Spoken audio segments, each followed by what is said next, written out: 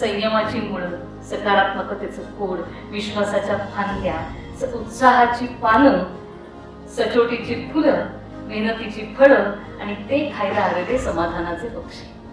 ज्या कार्यक्रमात माझ्या आईला जिचं वय 55 वर्ष तिला मजा येईल तिकडे मला पण मजा येईल का, पण आय एम थ्रिल्ड. आनंदासाठी जगण्यापेक्षा आनंदाने जगा, ही जर गोष्ट आपल्याला सगळ्यांना लक्षात घ्यायला मिळाली तर हे जे आनंदाचं झाड आहे हे बहरत राहील. धनश्रीताईंना सुद्धा प्रत्यक्ष भेटायचं, बोलण्याची जी मला इच्छा होती, माझी बकेट लिस्ट, ती सुद्धा आज ह्या कार्यक्रमामुळे पूर्ण झाली.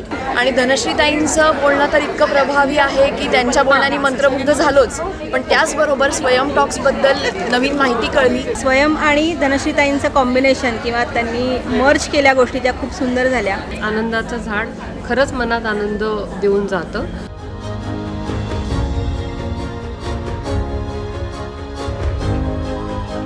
आनंद चिमटी चिमटीनंच घ्यायचा असतो, छोट्या छोट्या गोष्टी तो मानायला शिकायचं असतं.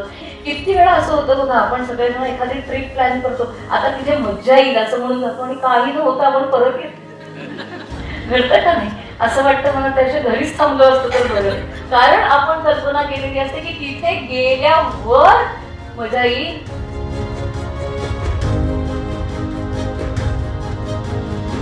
त्या आपल्या सगळ्यांच्या अंतरंगामधल्या आनंदाच्या झाडाला मनापासून अभिवादन करते.